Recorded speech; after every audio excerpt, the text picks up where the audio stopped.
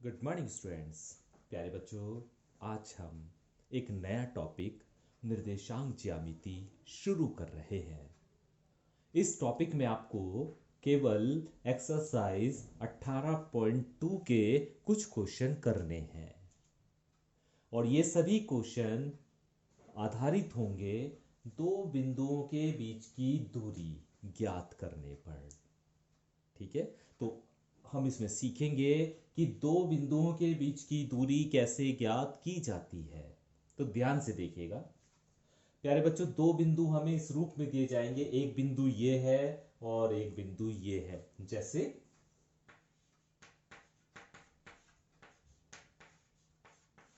इस तरह हमें दो बिंदु दिए जाएंगे और ये कहा जाएगा इन दोनों बिंदुओं के बीच की दूरी ज्ञात करो।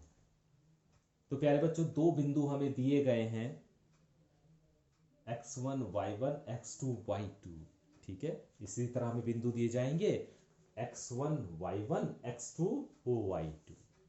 तो इन दोनों बिंदुओं के बीच की दूरी हमें ज्ञात करनी है।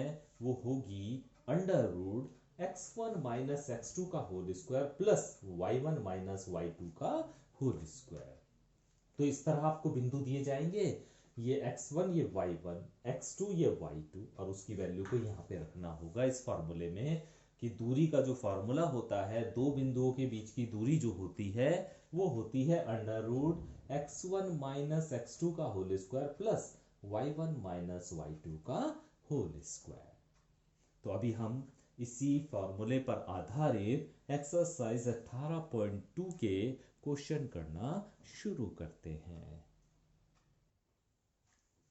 क्वेश्चन नंबर 1 देखिए, और क्वेश्चन नंबर 1 कहा है कि बिंदु 4 3 और 2 और 5 के बीच की दूरी ज्ञात करनी है। तो यहां पर हमें दो बिंदु दिए गए हैं, पहला बिंदु 4 और 3 और दूसरा बिंदु 2 और 5 दिए गए हैं।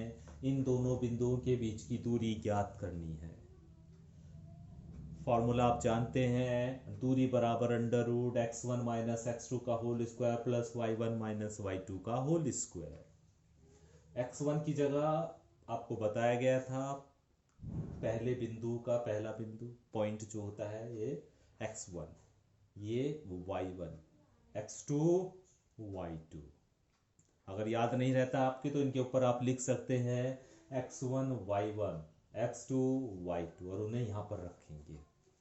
x1 की जगह 4 है, माइनस x2 की जगह 2 है और उसका होल स्क्वायर प्लस y1 की जगह 3 है और y2 की जगह 5 है और उसका होल स्क्वायर। तो 4 में से 2 गया तो 2 का होल स्क्वायर प्लस 3 में से 5 गया तो माइनस 2 का होल स्क्वायर। 2 का होल स्क्वायर 4 और माइनस 2 का स्क्वायर भी 4, दोनों को ऐड करेंगे अंडर रूट 8 और अंडर रूट 8 की वैल्यू आ गई 2 अंडर रूट 2। तो इस तरह प्यारे बच्चों हम दो बिंदुओं के बीच की दूरी ज्ञात कर सकते हैं। और इस एक्सरसाइज में जितने भी हम आगे के क्वेश्चन करेंगे इसका यूज हमें करना होगा। इसलिए बहुत अच्छे से आपको आना चाहिए कि दो बिंदुओं के बीच की दूरी किस तरह से ज्ञात की जाती है।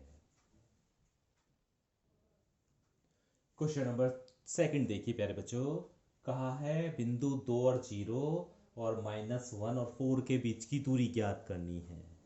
तो हमें दो बिंदु दिए गए हैं 2 और 0 और -1 4, इन दोनों बिंदुओं के बीच की दूरी ज्ञात करनी है।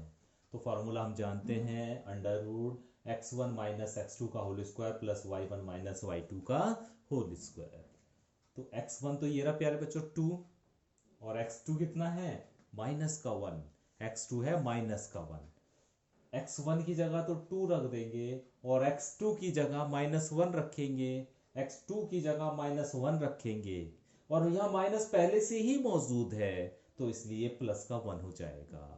ध्यान दीजिएगा इस बात को, x1 की जगह तो 2 रख देंगे और x2 की जगह -1 रखेंगे और चूंकि पहले से ही यहां पर माइनस है और -1 और आ जाएगा तो ये प्लस का 1 हो जाएगा और इसका होल स्क्वायर प्लस y1 की जगह 0 रखेंगे माइनस y2 की जगह 4 रखेंगे और इसका होल स्क्वायर।